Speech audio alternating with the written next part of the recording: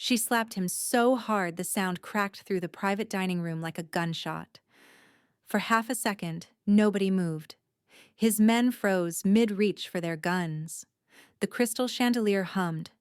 Somewhere beyond the soundproofed walls of the Moscow penthouse restaurant, a pianist kept playing jazz, blissfully unaware that I'd just signed my own death warrant. His head had barely turned with the impact. That was the first thing that scared me, how solid he felt. Not the slap itself, but the fact that his body didn't even sway. I could still feel the sting in my palm when he slowly turned back to face me. Those pale gray eyes of his, the ones people whispered about in the kitchen, the ones that had watched men die without flinching, locked on mine. No one slapped Mikhail Antonov. Not the rival bosses who feared him. Not the politicians who owed him their careers. And definitely not the broke Nigerian waitress he'd just called a stupid girl under his breath. "Repeat what you just did," he said quietly. His men shifted. The tallest, with the broken nose and the cauliflower ear, took a step toward me. "Boss, she—" Mikhail lifted one finger and the man stopped like someone had cut his strings. I could feel my heartbeat in my throat. My legs wanted to fold, but my chin stayed up. Maybe because I was too angry to be properly afraid yet. Maybe because I'd been disrespected my whole life, and this was the one time I refused to swallow it.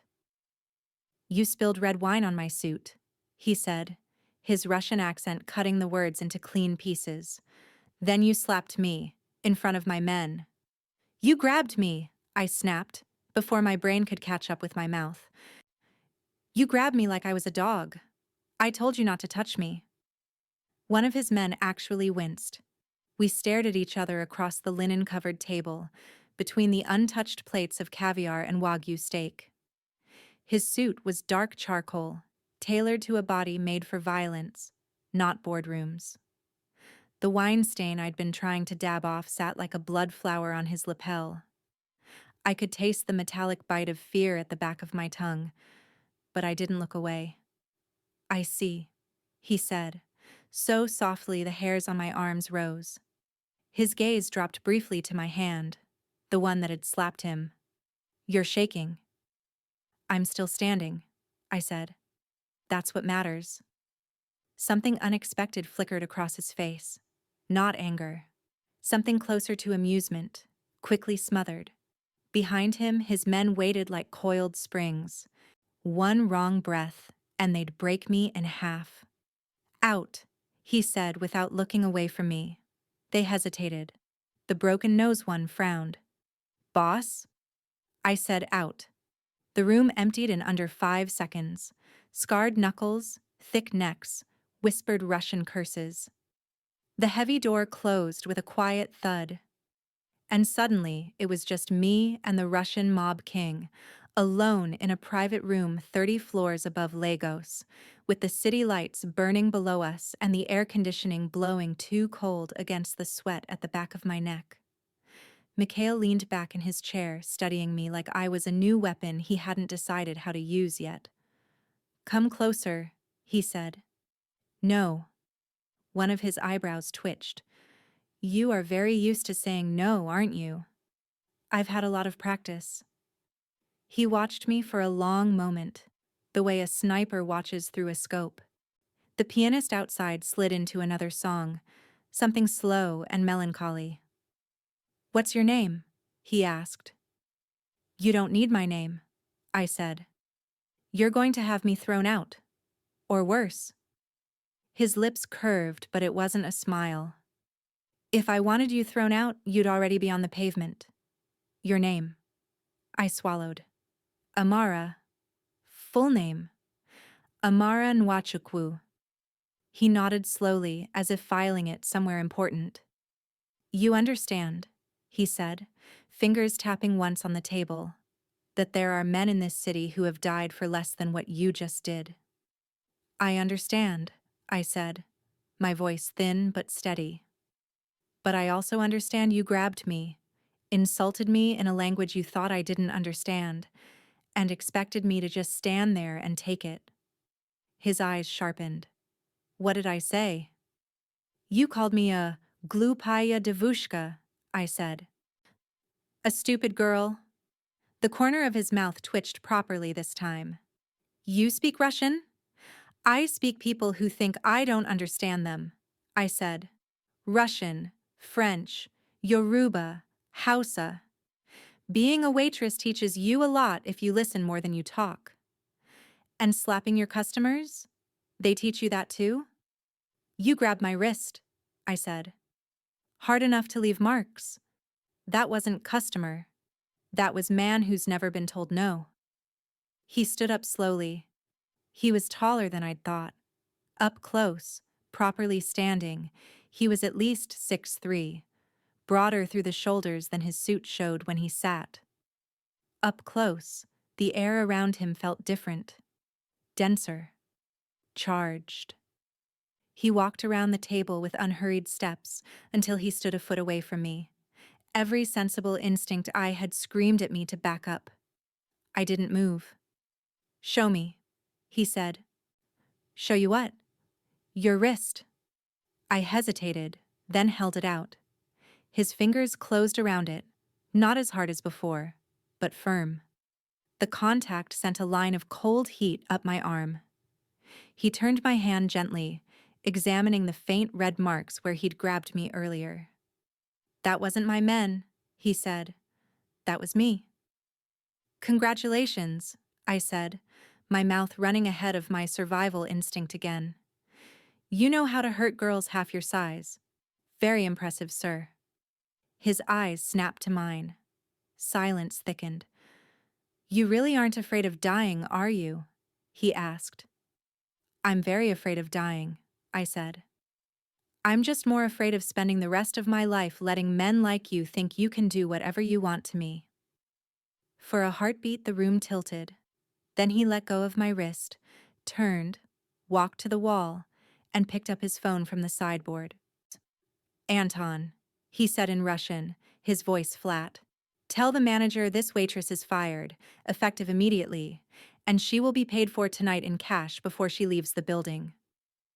The word fired hit harder than any slap. My stomach dropped. The room seemed to tilt again, this time from inside. Wait, I said. You can't. He hung up, turned back to me and shrugged one shoulder. I just did. You don't own this restaurant, I said, even though somewhere in the back of my head a voice whispered that of course he did. Men like him didn't just appear in places. They owned them. I own the building, he said. The restaurant comes with it. My mouth opened, closed. You're ruining my life because I slapped you. No, he said. I'm ruining your job. Your life was already fragile. That stung because it was true. My rent was 2 months late. My younger brother's school fees were due next week. My father's medicine cost more every month. This job was barely keeping us afloat. You are thinking, he said, watching my face, about money. I'm thinking about how I'll explain to my landlord that a Russian billionaire with an ego problem got me fired because I didn't let him manhandle me. Russian billionaire, he repeated, as if tasting the words. That's what you think I am? I think you're the kind of man people whisper about in the kitchen, I said. The kind they say owns half of Lecky and all of the police on this side of the bridge. The kind whose men come in before you do and tell us which table you want and how nobody must look at you for longer than 3 seconds. His head tilted slightly. They say 3 seconds? It was 5 last time I heard, I said. Maybe your PR is slipping. Something like real amusement flickered across his face. It made him suddenly younger, less carved from ice.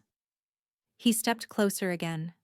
The clean, expensive smell of his cologne cut through the scent of grilled meat and truffle oil. You hit me, he said softly, in front of my men. You insulted me, I said, in front of your men.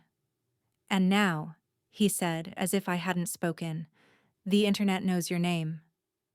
I blinked. What?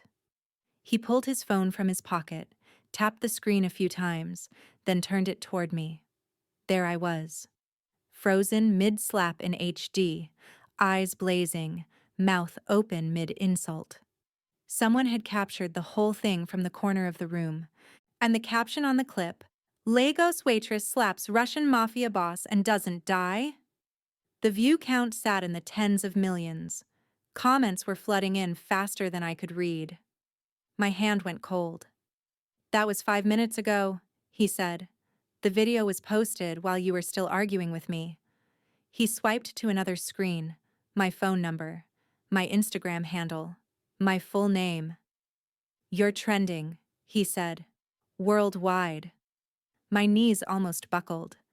I grabbed the back of the chair to stay upright. "Turn it off," I said. "Please, turn it off." "This is the internet," he said. "It does not turn off." "My father," I whispered. "My brother. People will... They will know you slapped a very dangerous man and lived," he said. "They will be proud. Or terrified. Or both." Tears burned the backs of my eyes, but I refused to let them fall. "You did this?" "I did not film it," he said. "My men are not... That's stupid. Someone in the room wanted views. They will be dealt with." "You're not angry?" I asked. "That people saw you get slapped?" "Oh," he said, and now the smile came properly, slow and sharp. "I am furious, but not for the reason you think." "Which is?" "Because now," he said, "everyone knows your face. The girl who slapped the Russian mob king and survived. Half of Lagos wants to be you. The other half wants to kill you to send me a message." A chill slid down my spine. "I didn't ask for this," I said. "Very few people ask for war," he said. "But when it comes to your door, you either hide under the bed or you stand up." "You think this is a war?" "I think," he said, "that the people who hate me will see you as a weak point. And I think you do not fully understand what that means." He slipped the phone back into his pocket. "You said you were more afraid of living your life letting men like me do whatever we want to you," he said. "Is that still true?" I swallowed. "Yes." "Good." He reached into his wallet, pulled out a thick wad of dollars and placed it on the table in front of me. "That is 1 month's salary. You will not argue about it." I stared at the money. "You fired me." "Yes." "Then why are you paying me?" "Because I don't like debt," he said, "and I don't like owing people anything. You gave me something tonight." I laughed, short and bitter. "A slap." "Perspective," he said. "You reminded me that fear is the only reason most people respect me. That is useful information." He stepped past me toward the door, and then paused with his hand on the handle. "Go home, Amara," he said. "Close your doors. Turn off your phone. Do not open to anyone you do not know. Tomorrow, someone will come to your house with a car. You will get in. You will not argue. If you're not there, they will make sure you are." "That sounds like kidnapping," I said. "That sounds like protection," he corrected. "Protection from what?" He looked back at me, and for the first time that night, I saw something like concern in his eyes. "From what I am," he said, "and from the people who want me dead badly enough to go through you to get there." He opened the door. His men straightened outside like they'd been listening through the wood. "She's fired?" Broken Nose asked in Russian. "For now," Mikhail said in the same language. "But she is under my protection. Anyone touches her, they answer to me." I didn't understand every word, but I understood enough. "What did you just say?" I asked as he stepped out. He glanced back, the ghost of that dangerous amusement returning. "You should rest," he said. "Tomorrow will be... interesting." The door closed. The pianist outside slipped into another song. I stood alone in the private dining room, shaking, my palm still stinging, my life shattered in 5 minutes and remade into something I didn't recognize. I thought that was the worst of it. I was wrong. The comments hit before I reached my front door in Ajagunle. I'd turned my phone off like he'd said. That didn't stop my neighbor's daughter from running up to me with wide eyes and a cracked phone screen. "Auntie Amara," she squealed. "It's you. It's you." My stomach dropped. "What?" She shoved the phone in my face. And there I was again, in repeating loops, slapping a man taller than the doorway behind him. "Why did you do that?" she breathed. "Are you not afraid of death?" "Go inside, Chimaka," her mother snapped from the balcony. She looked at me differently than she ever had. Half afraid, half respectful. "Amara, are you okay?" "I'm fine," I lied. "I just want to sleep." Inside our one bedroom, the ceiling fan rattled like it was held together with prayer. My father snored softly on the mat in the corner, his chest rattling with each breath. My younger brother was on the couch, his school uniform still half on, phone in hand. He looked up as I stepped in. His face went from bored to horrified to furious in 3 seconds. "You didn't tell me," he hissed, leaping up. "Amara, what did you do?" Do you know who that man is?" I closed the door carefully and leaned my back against it. Suddenly my legs didn't feel like they could hold me. "I know exactly who he is," I said. "I just didn't care for 20 seconds." 20 seconds is all it takes to die," Namdi snapped. "Do you know how many people they say he's killed?" "He didn't kill me," I snapped back. "He fired me and went on with his life." "He went viral with you," my brother said. "That's not the same thing." He shoved his phone into my hand. Twitter, Instagram, TikTok. Memes. Edits of my hand connecting with his cheek. Legit Queen of Lagos. Soft life via hard slap. When your village people use you to trend. And underneath, the darker comments. "He's not going to let that go. Her family should travel. She just signed up for protective custody or a coffin." I dropped the phone on the table. "We'll be fine," I said, more to myself than to him. "The attention will move on in 2 days. People get bored." "You're trending #1, he said. "Worldwide. They're calling him the Russian mob king now. And you're the girl who slapped him. That's not forgettable, Amara." My father shifted on his mat, mumbling in his sleep. The sound cut through my panic like a knife. "I won't let anyone hurt you," I said quietly. "Funny," my brother muttered. "Because you just slapped the one man in this city who could protect us." "He said he's sending people tomorrow," I said. "He wants to protect us." My brother stared at me. "And you believe him?" I thought of those gray eyes, and the way his voice had changed when he said, "Anyone touches her, they answer to me." I thought of how he'd examined the marks he'd left on my wrist with something that looked uncomfortably like guilt.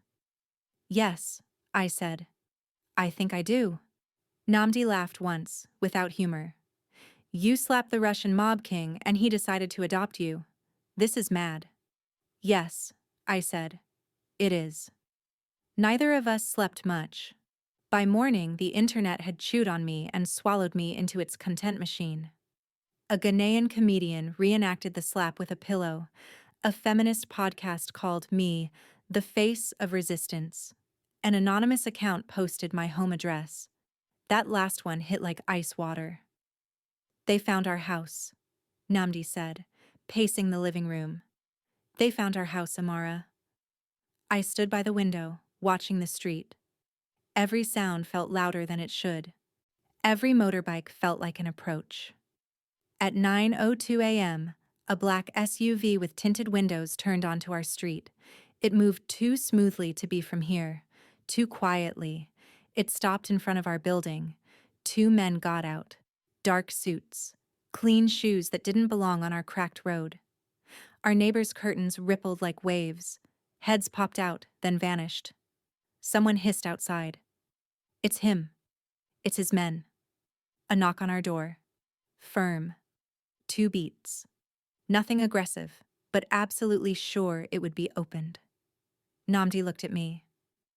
You don't have to go, he whispered. We can hide, travel to the village, go to church. Something. He'll find us, I said. Or someone else will. He scrubbed his hand over his face. You're really going with them? Yes. What if you don't come back? I reached up, cupped his face in both hands. My baby brother, suddenly taller than me, eyes too old for 19. You keep studying, I said. You keep going to school. You look after Papa. If anything happens, you go to Pastor John. You don't try to be a hero. I'm not letting them take you without me, he said. I almost said no. Then I remembered the way Mikhail had said, they will see you as a weak point. He wasn't just talking about me. They'll expect me alone, I said. If we both go, that's 2 targets instead of 1. I can't. I won't do that to you. His jaw flexed. So I just stay here and wait? Yes, I said. This once. Please. The knock came again. I opened the door. The man in front was the same broken nose from the restaurant. Up close, I could see old scar tissue across his knuckles, the bulge of a gun under his jacket. His eyes swept the small room, ticking over my father on the mat, my brother in the corner. Amara, he said. His English was clipped, efficient. We go. I'm not going anywhere until you promise me something, I said. His eyebrows rose just slightly. People didn't usually make demands, I suspected. My family doesn't get touched, I said. By anyone. Not your boss. Not his enemies. Not you. His lips thinned like he wanted to smirk and was suppressing it. You slap my boss in front of me, he said. Now you negotiate with me. I'm not negotiating, I said. I'm telling you the price. He watched me for a moment, then slipped a phone from his pocket, tapped a contact, and handed it to me. Talk, he said. The line clicked. A calm, familiar voice. Amara. Mikhail, I said, my grip tightening on the cheap plastic. I see my men found your house. You already had the address, I said. Of course, he said, but it is polite to pretend. My family stays here, I said. They're off limits. You want me? You deal with me. Agreed? He said instantly. Your father and brother are under my protection as of this moment. If anything happens to them, someone dies for it. That's not as comforting as you think, I muttered. Get in the car, he said. I can't protect you while you're on that street. The line went dead. I handed the phone back. My brother's eyes burned into the side of my face. I'll be back, I said. It sounded like a lie even to me. I stepped out into the humid morning, the smell of frying akara drifting from the corner cellar. The SUV's leather seat was too soft under me, the air conditioning too cold on my skin. As we pulled away, I saw my father's thin figure at the window gripping the curtain. He raised a trembling hand. I raised mine back, pressing my palm against the glass. The street blurred. Lecky rose up to meet us. Glass and steel and wealth so obscene, it felt like a different country. The SUV glided through the gates of a waterfront estate, past men with earpieces, walls topped with razor wire, cameras that followed our every move. His house sat at the end, white, angular, more like a museum than a home. Balconies overlooking water, big windows that looked bulletproof from how thick they were. The door opened before we even fully stopped. He stood there. No suit jacket this time, just a white shirt, sleeves rolled to the elbow, the top button undone.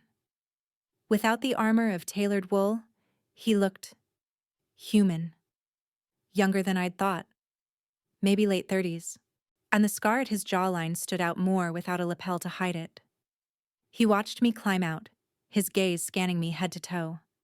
Not in a leering way, assessing, cataloging. "You came," he said. "You sent armed men to my house," I said. "This wasn't exactly an invitation." "You had a choice," he said. "You could have run." "Could I?" I asked. "Really?" His head tilted. For the first time since I'd met him, he looked almost unsure. He stepped aside, gesturing me in. The inside of the house was cold in that expensive way, temperature-controlled, marble floors, quiet where poor houses are never quiet. The scent was clean and sharp. Leather, citrus, a hint of tobacco. We walked into a living room that overlooked the water. Lagos spread out beyond the glass, noisy and alive, and somehow very far away. He let me stand there for a moment, taking it in. "You should sit," he said finally. "I prefer standing," I said. "You always prefer the harder option?" he asked. "Life never offered me the easy ones," I said. "I got used to it." Something passed over his face. Recognition, maybe. A flicker of something that looked like respect. He moved to a bar cart, poured clear liquid into a glass, then another with orange juice. He handed the juice to me. "It's not poisoned," he said.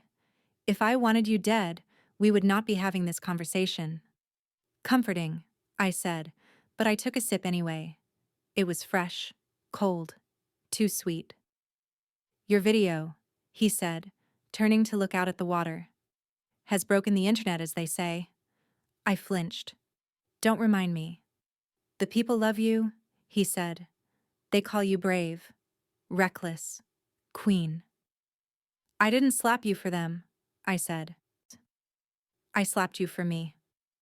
"I know," he said. "That is why it worked." He turned back. "Do you understand why I brought you here?" "Because your ego is fragile?" I said. "Because you want to make me pay in a more creative way than just killing me?" "Again with the death," he said, almost amused. "You think very little of my self-control." "You fired me," I said. "That was self-control." "No," he said. "That was fear." The word threw me. "Fear of what?" I asked. He watched me, eyes steady. "Fear," he said slowly, "that if I let you stay in that restaurant, you would change things I am not ready to change." A laugh slipped out of me, sharp and disbelieving. "I'm a waitress." "You are a lens," he said. "You made me see myself the way you see me. That is unpleasant." "You didn't call me here to talk about your feelings," I said. "What do you want from me?" "Nothing," he said. "Everything. I haven't decided yet." He moved closer until there was only a meter between us. "I did call you here," he said, "because you are in danger." "From you?" I asked. "From my enemies," he said. "There is a difference. I do not hurt my own unless they betray me." "I'm not your anything," I said. He smiled that slow, dangerous smile again. "You are the woman who slapped me in front of my men and made me look at myself," he said. "That makes you mine more than you realize." I opened my mouth to protest, to throw the word mine back at him like something to be examined and rejected. The window exploded. Glass blew inward in a storm of shards. The sound hit first, deafening, monstrous.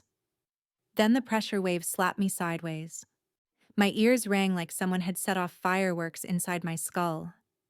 I hit the marble floor hard, the breath punched out of my lungs. Somewhere in the expanding fog of dust and pain, I heard shouting. Russian. Yoruba. The universal language of men who suddenly realized they were under attack. Mikhail was on the ground a few feet from me, a line of red on his cheek where glass had torn him. He was already moving, rolling, grabbing for something under the edge of the sofa. He came up with a gun in his hand, smooth and sure, like a magician producing a card. "Stay down," he snapped. I didn't listen. I couldn't. Instinct drove me to crawl toward the nearest intact wall, the world narrowing to the feel of cold marble under my palms, the distant scream of sirens, the acrid smell of smoke. More glass shattered somewhere deeper in the house. Men yelled, boots pounded the floors above and below. "Anton!"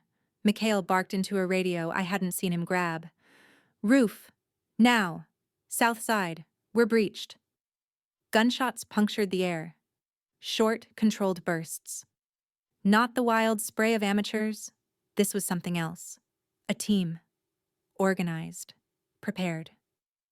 I pressed myself against the wall, my heart beating so fast it hurt. Mikhail slid to my side, using the low sofa as partial cover. He grabbed my hand without looking, shoved it under his own. "You move when I move," he said.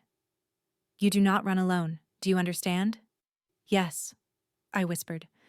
He glanced at my face, and for a split second the Mob King looked humanly frightened. Not for himself. For me. "I told you," he said quietly, almost conversational over the gunfire. "They will use you to get to me." "Who are they?" I managed. "People who want the king off the board," he said, "and who think the girl who slapped him will make a good opening move." He peeked over the sofa, fired twice at something I couldn't see, then ducked back down. Plaster rained from the ceiling. Another explosion rocked the far side of the house. "Your neighbors," I gasped. "My family." "They will be fine," he said. "This is a surgical strike. They came for me." "And me?" I said. "And the girl who made me feel something in public," he said dryly. "Yes. You are very inconvenient." Another wave of bullets chewed through the sofa above our heads, the air filled with floating feathers and bits of fabric. "Why are you still here?" I blurted. His head snapped toward me. "Where else would I be?" "You're the target," I said. "You could have escaped already. Left your men to deal with." "And leave you?" he asked. The question hung between us, absurd and huge in the middle of chaos. "You're safer with me than anywhere else in this house," he said. "That is the mathematics." "Your men know how to shoot," he said. "You don't. You know how to slap powerful men. That is useful in some rooms, not in a gunfight." Despite the terror clawing at my throat, a hysterical laugh bubbled up. "You're making jokes?" I said. "If we die," he said. "I prefer not to die bored." He squeezed my hand once, quick and hard. "On 3, he said. "We move to the corridor. There is a panic room. Reinforced. Safe. Are you ready?" "No," I said. "Good," he said. "Only idiots feel ready for this. 1, 2. The door burst inward. A man in black tactical gear filled the frame, rifle raised. I saw two things at once: the gun barrel swinging toward Mikhail, and Mikhail's body moving before his brain could. He threw himself sideways into me, knocking me flat as he fired from the ground. The room flashed white with muzzle flare. The body in the doorway jerked once, then folded sideways. My ears rang. My chest screamed from the impact. My palm, still faintly bruised from slapping him, pressed against the soft cotton of his shirt as we hit the floor together. He stayed over me for a second longer than he needed to, his body a heavy shield. I realized, dimly, that my hands had gripped his shoulders on instinct, that his breath hitched once, harsh, near my ear. "Are you hit?" he demanded. "I don't think so," I gasped. "You?" "Fine," he said, but his voice was thinner, tighter. He pushed up. That's when I saw the blood blooming across his white shirt, high on his left shoulder, a crimson stain spreading like the wine I'd tried to wipe off his suit hours ago. "You're shot," I said, stupidly. "Yes, he said, very observant. We will admire your diagnostic skills later. Move. He hauled me upright with his good arm and shoved me toward the corridor. We ran. The world narrowed to the sound of our feet and the pounding of my heart. Men shouted. More shots barked. The air tang of cordite and dust thickened. He moved like a man who'd done this before. Turn here. Duck there. Push me ahead when I hesitated. Drag me when I stumbled. A metal door loomed at the end of the hall. He hit a panel on the wall with his elbow. The door slid open smoothly. Inside, he said. I slipped through. He followed, hit another button. The door closed with a satisfying, submarine-like finality. The noise from outside muted instantly. Thick walls, reinforced. The panic room. For a moment, all I could hear was our breathing. My heart hammered against my ribs. His came shorter, rougher. The room was bigger than my entire apartment. Shelves of supplies, monitors showing camera feeds from around the house, a medical cabinet, and 2 metal chairs bolted to the floor. Sit, he said. What about your men? I asked. We can't just... They are doing their jobs, he said. My job right now is to make sure you don't die because a 19-year-old in Ajagunle decided to post your door number for likes. He shrugged out of his ruined shirt with a grunt. The bullet had gone clean through, judging by the twin stains front and back.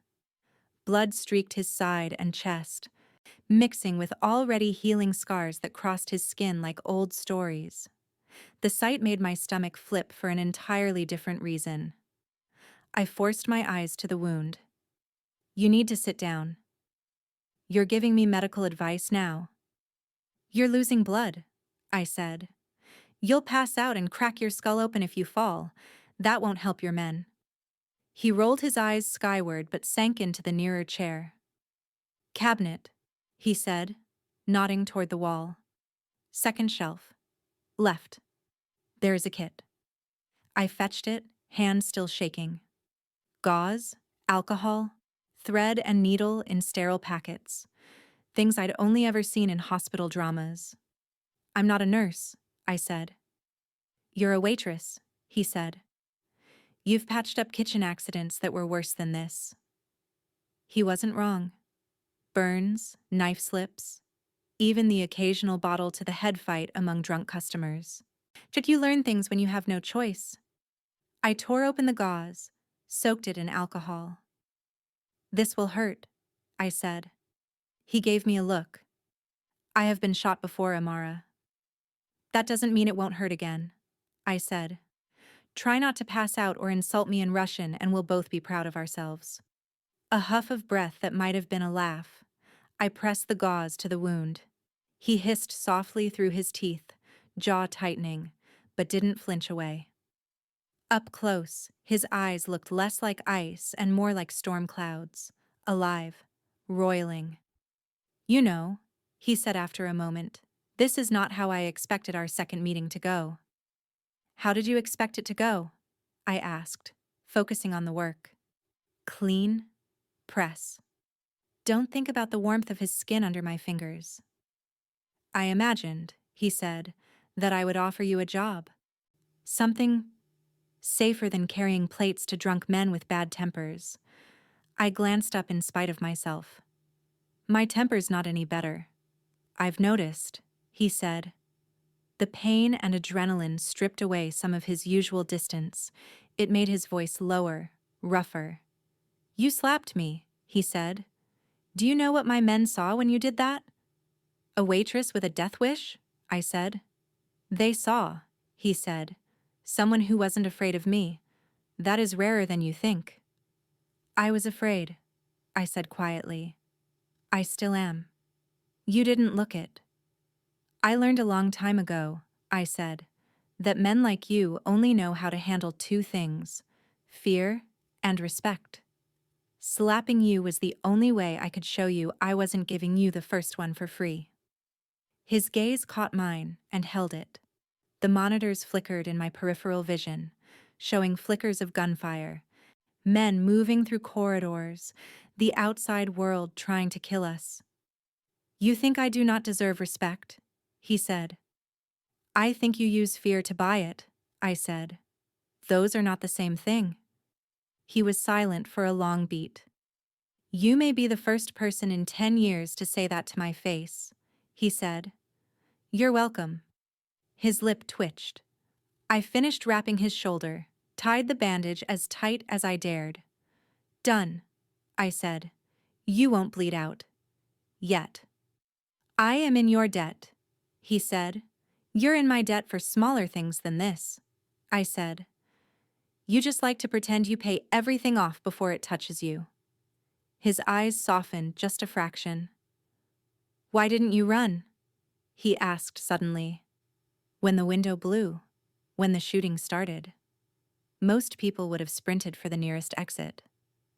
"I don't know the exits," I said. "This is your house. You know windows?" he said. "The last window I trusted," I said, nodding toward the shattered frame on the monitor. "Tried to kill me." He huffed again. "Why didn't you run?" I asked. His eyebrows lifted. "From my own house? From me?" I said. "From the internet. From this mess." He leaned back carefully in the chair, the first lines of exhaustion showing around his eyes. "In my world," he said, "you don't run. You move forward or you are trampled. Occasionally," he added, "you stop to drag someone stubborn along with you." "That's supposed to be me?" "Yes." "How lucky for me," I said. "How unlucky for me," he said. "They will call you my weakness now. That is inconvenient." "Sorry to mess up your image," I said. "I am not entirely sorry," he said quietly. A burst of static from the radio on the wall. A man's voice in Russian, urgent but calmer than before. Mikhail stood, slower this time, and crossed to the panel. "Da," he said. "Report." He listened, eyes on the screens. The shooting had stopped on most of them. Men dragged others from the property. A body lay near the broken window in the living room, motionless. "Understood," he said. "Clean up. No police. I'll handle the rest." He turned back. "It's over," he said. "For now." "For now," I repeated. "That's supposed to make me feel better?" "Better than not over," he said. "Your humor is surprisingly intact." "Shock," I said. "Give it an hour and I'll probably cry." His expression shifted. The hardness receded slightly. "When you cry," he said, "you will do it here, not on that street." "You really think I'm safer with you?" I said. "I know you are," he said. "Because everyone who hates me now has your face on their phone. They know you are important. They will not care if you slap me first or if the internet crowned you queen." "Important," I repeated. "That's not a word I'm used to." "It fits," he said. He crossed the room again, stopping close enough that I could see the flecks of pale blue in his gray eyes. "You asked what I wanted from you," he said. "Yes." "For now," he said, "I want you to stay alive." "And after for now?" I asked. He hesitated. "When this passes," he said slowly, "when the people who planned this are removed, I will ask you again if you want a job. Something that does not involve men grabbing your wrist when you bring them wine." "You're assuming I'll say yes," I said. "I am assuming," he said, "that you are too proud to let anyone else decide your life. So I will offer. You will choose." It was almost ridiculous. Standing in a steel-walled panic room, monitors still flickering with images of chaos, while the most dangerous man in Lagos offered me employment like we were in some polished HR office. "What kind of job?" I asked. He smiled, slow and careful. "One where your talent for listening," he said, "is more useful than your talent for slapping." "And if I say no?" "Then I put you and your family on a plane," he said, Somewhere far from here with a new name and too much money. And I spend the next 10 years pretending I did not feel my heart stop when that window exploded near you. The words slipped out of him like he hadn't meant to say them, like they'd bypass the careful filters he usually applied. My own heart stuttered. You felt something, I said. He looked at me for a long moment, then nodded once. You made me feel humiliation, he said, in front of my men.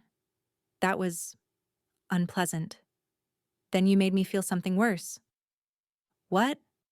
Concern, he said. For someone who is not strategically valuable, someone who does not make me money, someone who just exists in my house, in my life, slapping me. He stepped closer. Do you know what it does to a man like me? He said quietly. To care about a stranger in a gray waitress shirt? I'm not a stranger anymore, I said. No, he agreed. You are not. Silence stretched. Somewhere above us, a door slammed. People moved. The house began the slow process of returning to order. Down here, it felt like the world had narrowed to the space between us. You know this is insane, I said. Yes. You're dangerous. Yes. And I'm... What? Where's your conscience? Something like that, he said. Very annoying. I huffed out a breath that could have been a laugh. You think I changed you? I said. I think you held up a mirror, he said. And then for some reason refused to look away when you didn't like what you saw. That's called being stubborn, I said. That's called courage, he said. He reached up slowly, giving me time to move back. His fingers brushed my cheek, the one that hadn't been slapped by anyone yet tonight. His touch was warm, careful, almost reverent. You should know, he said, his voice dropping, that nothing in my life is safe. Not my business, not my house, not my feelings. I've never had anything safe either, I said. Just different kinds of dangerous. Then perhaps, he said. This is the less lonely kind. I let out a breath I felt like I'd been holding since the slap. This is a bad idea, I whispered. Terrible, he agreed. And we're both going to do it anyway. His eyes met mine. Yes, he said. He leaned in. The distance between us wasn't much. It felt like crossing a continent. He stopped an inch away, giving me one last chance to pull back. I didn't. His mouth brushed mine, warm and tentative in a way that felt absurd for a man who could order executions with a word. His good hand slid to the back of my neck, fingers threading into my hair. My own hands, treacherous things, found his shoulders, careful of the bandage. For a moment the world shrank to that contact. The press of his lips, the faint taste of citrus and gunpowder. It's the way his breath hitched like he hadn't expected this to hit him as hard as the bullet had. When we broke apart, my head spun. That, he said softly, was not in my plan. Neither was the slap, I said. And yet here we are, he said. I stepped back, forcing air into my lungs. Your enemies just tried to kill you, I said.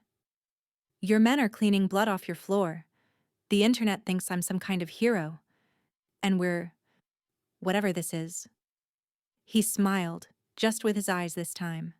This, he said, is the beginning of a very stupid decision. Are you regretting it? I asked. He shook his head once. Not yet. Footsteps approached outside the panic room door. Someone knocked twice, the same rhythm as at my house, then spoke through the intercom in Russian. Boss, it's clear. Mikhail pressed the button. Give us 2 minutes, he said. Duh. He turned back to me. When you walk out of this room, he said, you will not just be the girl who slapped the Russian mob king. You will be the girl he took into his safe room and walked out alive with.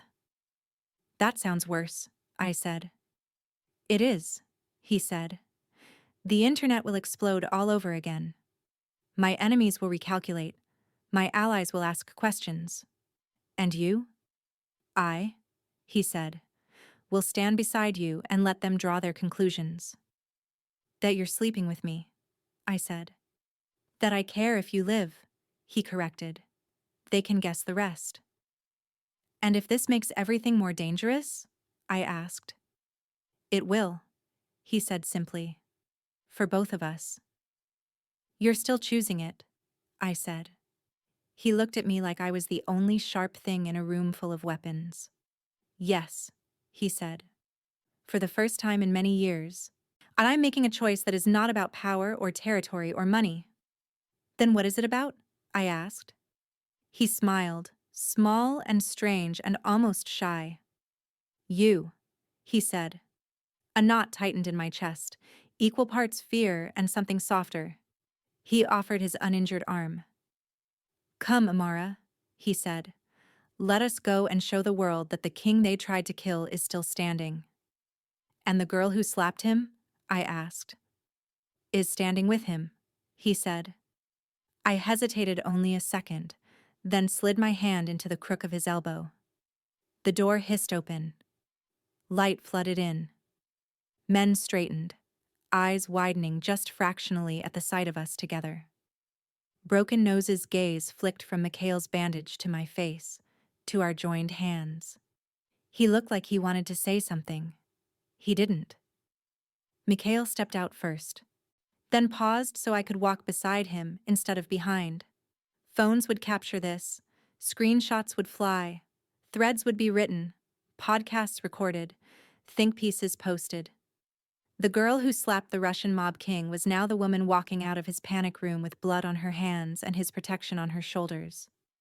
Outside, somewhere in Lagos, my brother's phone would buzz with fresh notifications. My father would wake up to neighbors whispering. My landlord would recalculate how much he could push me around. Inside, in this house built on fear and silence, men who'd served Mikhail with unquestioning loyalty would watch the way he glanced at me before he gave an order. Power was shifting. Maybe in small ways. Maybe in cracks only I could see. But it was shifting. Ready? He murmured. No, I said. He smiled. Good, he said. So am I. We stepped forward together. And somewhere, in the invisible arteries of the internet, another video began to climb toward the top of the trending page. The girl who slapped the Russian mob king in front of his men. And what he did next, walking out of hell with her at his side, broke the internet all over again.